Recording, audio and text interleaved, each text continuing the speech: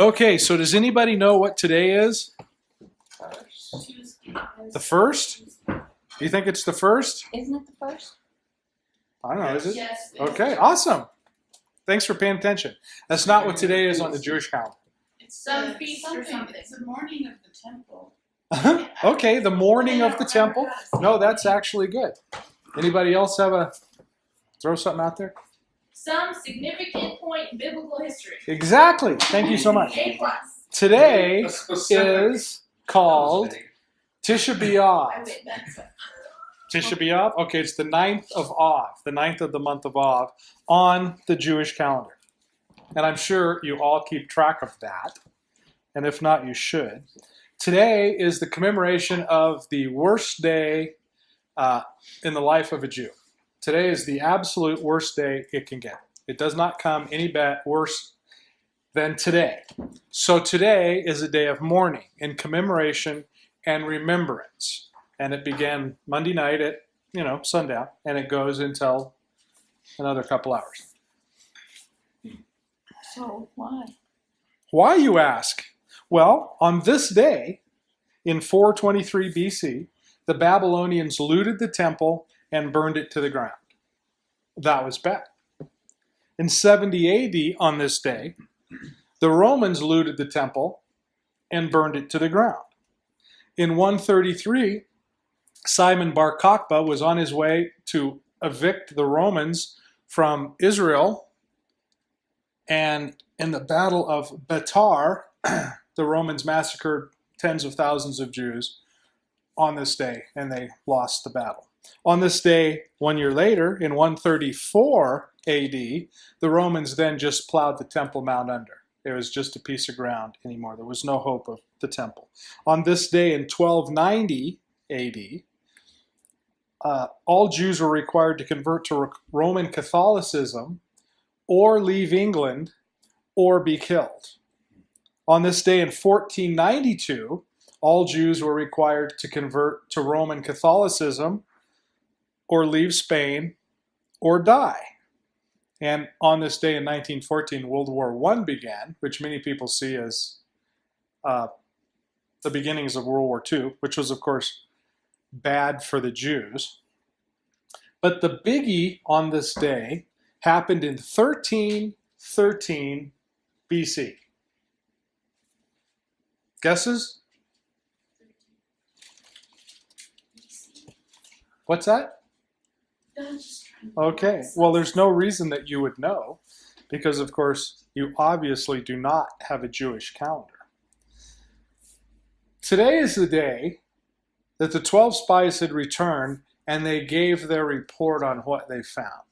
And Scripture records it as an evil report.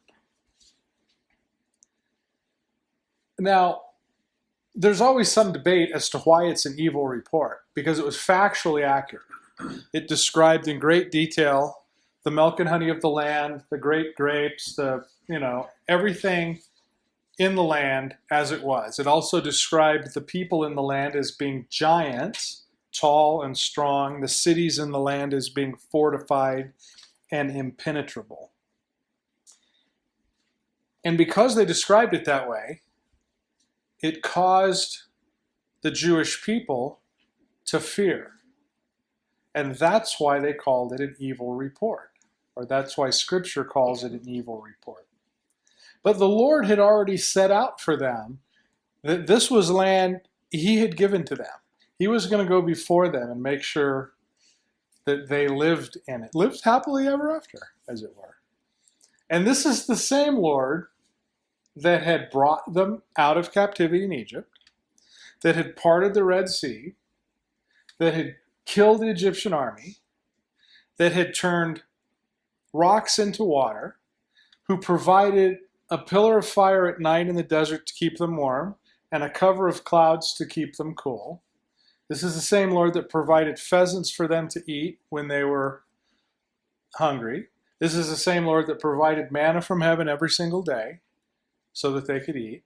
He provided their protection, guidance. Their clothes never wore out. Their sandals never wore out. This was that God. And we've talked about a lot of the things that went on during that trip It was a very short trip, actually, until they made it to this place that they were supposed to take. And it's phenomenal, the miracles that happened, all of the things that he wove together to provide for his people. So that was the God that said to them, I'm going to bring you to a place flowing with milk and honey. So the guys went in and took a look around, and sure enough, it was exactly as the Lord described it. It was flowing with milk and honey. And it also had these giants, very strong people, huge fortified cities. And 10 of the 12 didn't think they could take the land. Now, I get it. Hindsight is 2020. And from where we sit, that seems almost ridiculous. He had done everything for them, dropping food from the sky, waters from the rock, protection from the army, released them from captivity, protected them, guided them, kept them warm, kept them cool. None of these things were natural events, but he had done all that. And then they arrive at the place that he had told them they were going to go, and they looked inside, and sure enough, it was exactly as he described it, perhaps better than he described it. And they let their fears take over. And they decided they couldn't take the land. But that was never the question. He didn't ask them to go look and see if you can take the land. He didn't ask them to go in and make a plan to gather an army and get weapons. He just said, hey, go and take a look. I want you to see where you're going because it's awesome. And they went in and looked, and it was awesome. It was probably better than he'd even promised. But the report was the people were too big and too strong, and the cities were too tall, and we can't take them. Do you see a problem with that? There's a little flaw in their logic. We can't take them. We can't beat them. They weren't beating them in the first place. God had already said, I'm going to do it. I'm going to give that to you. I'm going to take it. And I'm going to give it to you. And with all that had happened in the previous few months, because that's all it was,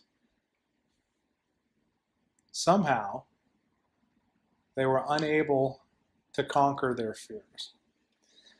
And it's interesting when we think of Tisha B'av, the 9th of Av, this day, and all of the catastrophes that have befallen the Jewish people, and how most of them revolve around the temple and, various issues of their religious life, I guess you could call it. And today was the day of the evil report. Today was the day that sort of anchors the cornerstone of all of these tragedies in Jewish life. And I think it's not a coincidence that this day, this anchor, this beginning, was a lack of faith. And that's ultimately why the temples were destroyed. Bless you. And that's ultimately why most of this stuff happened, is the Lord is trying to build faith in us.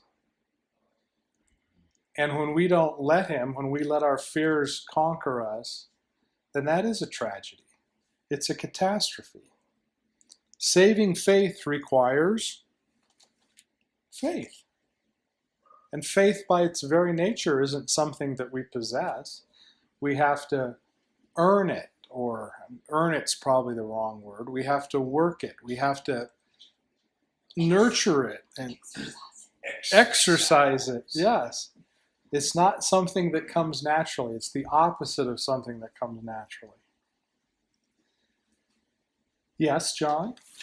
Do you think there is a point where a person can get, or people who have already got there, where they have just a gigantic amount of faith and they're kind of secure there? I do think that, because you see that in Abraham and several other people. It took Abraham 175 years to get to the point where when God said to him, hey, by the way, I want you to take your son, your only son, the one that you love, and bring him over here and sacrifice him. And he didn't argue, he didn't think about it. It didn't even dawn on him to question it. He just said, okay, let's go. And on the way we learned he knew that if this was really going to happen, then that means the Lord was going to raise him, because this was the promised child. There was no possibility he wasn't going to be there. That's the kind of faith that I would hope that we would all have. That the world would look at it and go, well, you're an idiot. Just because God said it, you're going to do it, not think it through? Exactly. That's faith. And how do you get faith?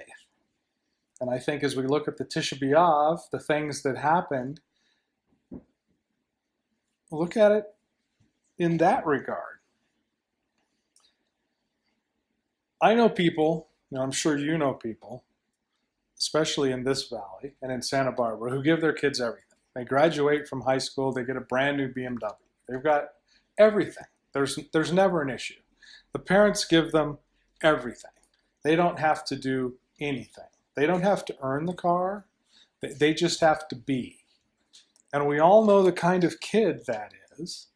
That's the entitled, spoiled brat. Nobody likes those kids. Even the other kids in that group don't like the kids. They don't like each other because they're not building anything in that child. They're giving them everything. And the Lord knows that. That's the way he works with us. Imagine for a moment that the children had walked through the wilderness for whatever it was, some months, came upon the place that the Lord had called out for them to be, the place flowing with milk and honey, and they had just walked in. No one had ever lived there. It was just virgin territory full of everything good. Well, that would have been awesome, but that's not how the Lord works. Imagine for a moment if the people had gone to this place and knocked on the fortified wall and said, "Yo, we're here." And the people said, "Oh, we've been waiting for you. Here you go. Here's the keys. We're out of here." Do you see that happening? How does that build anybody's faith? It doesn't. But the Lord is in the business of building our faith, not raising entitled, spoiled brats. And that's never the way life works for us, for any of us. I know you guys, and I know the guys that aren't here. And I can assure you that is not how life works. And I'm guessing, judging by your character, that is not how you were raised. Character only comes through trial. That's how you build character. Things happen and you determine for yourself how you're going to deal with it.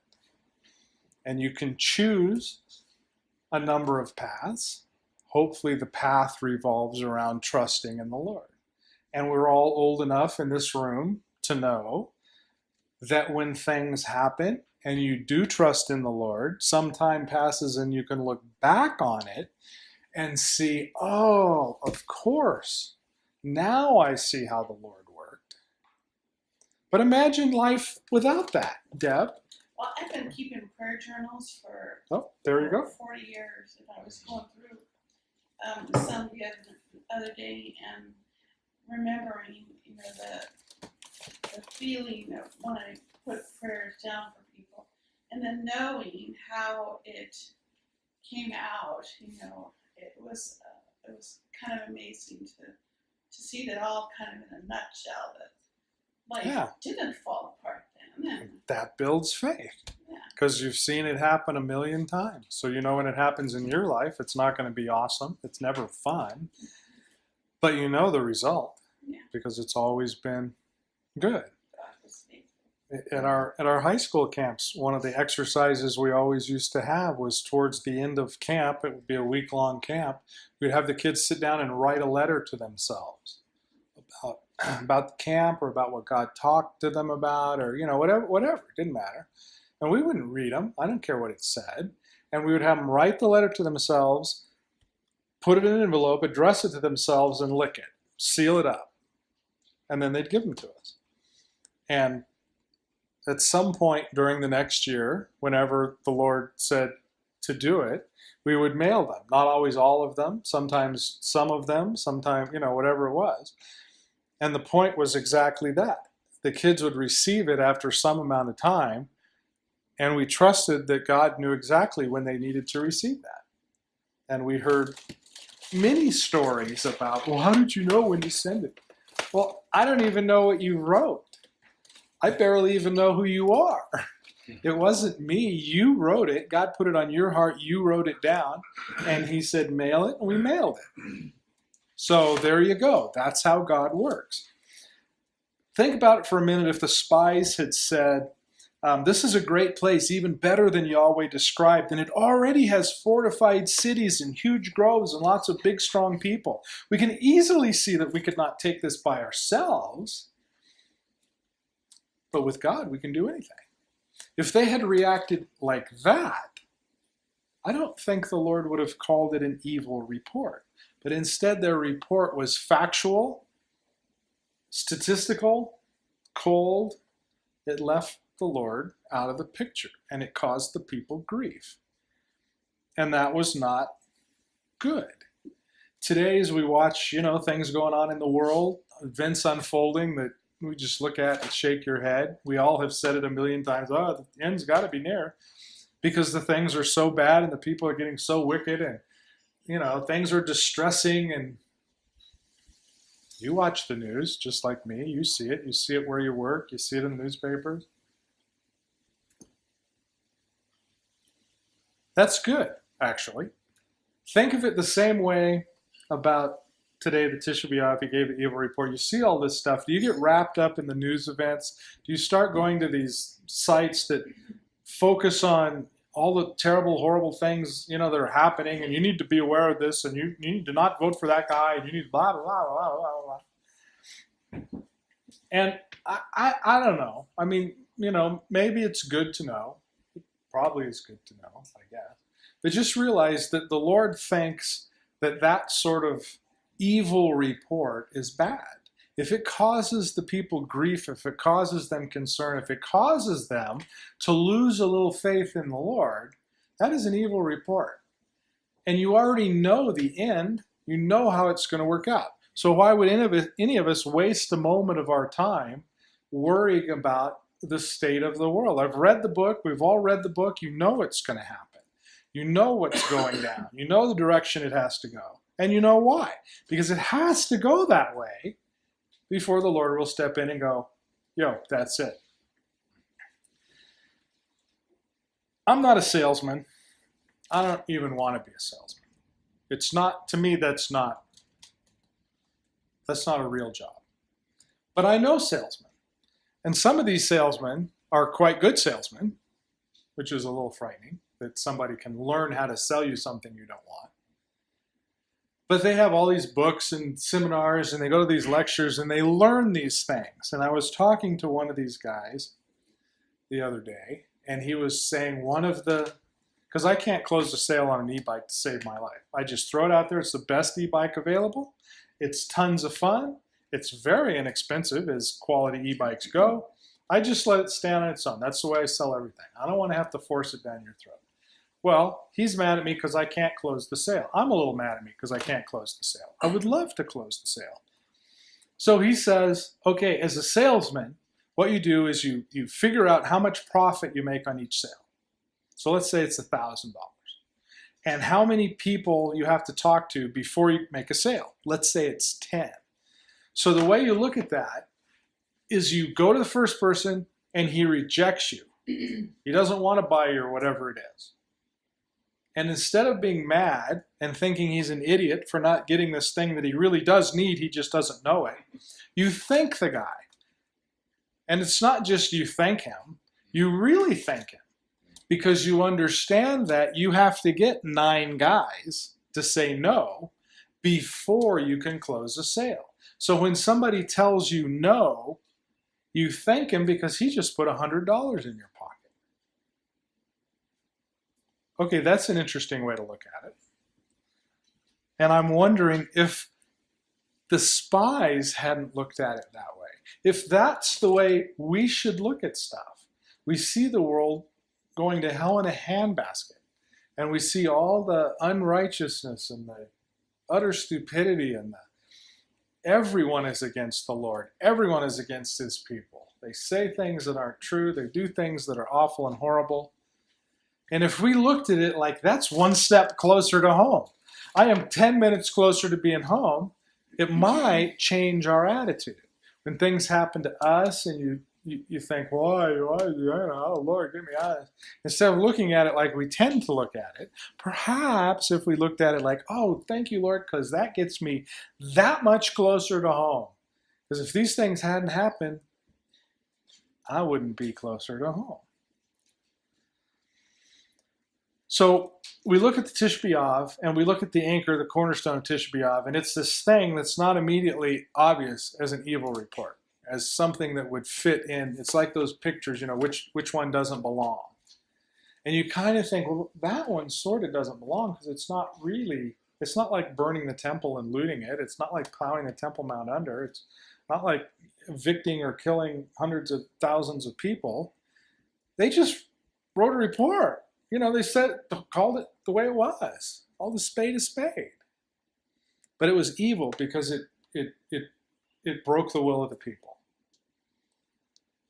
So today's Tisha B'av. And there will be,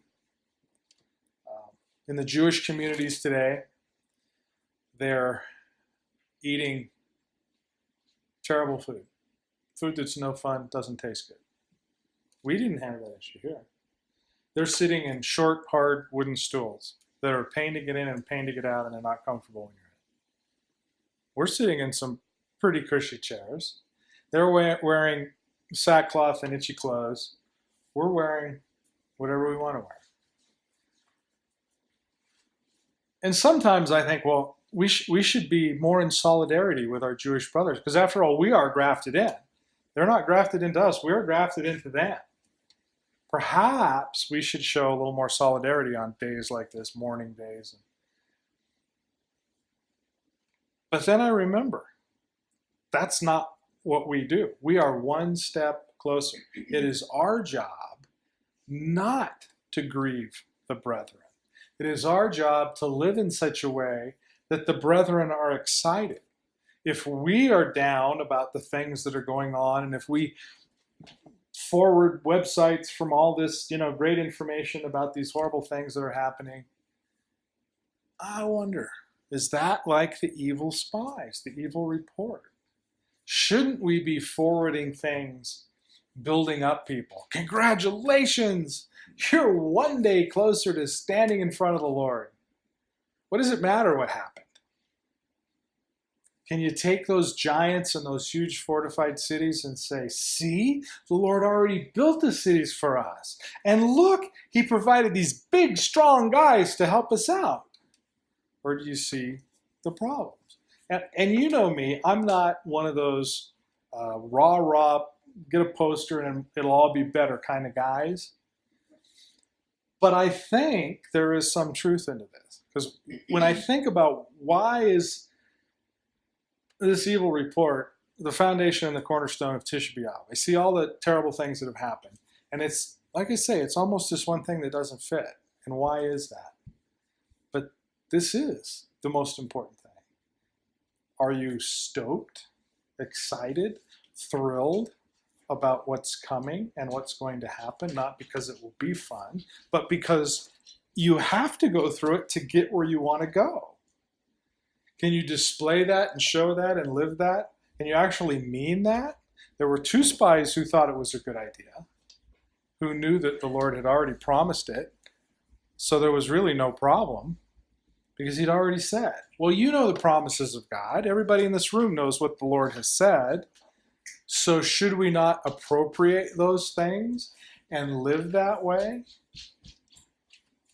Just saying, it's Tisha B'av. And you're not in sackcloth and you're not on wooden stools. And I think it's awesome. But it's still a good message. So there's your message for tonight.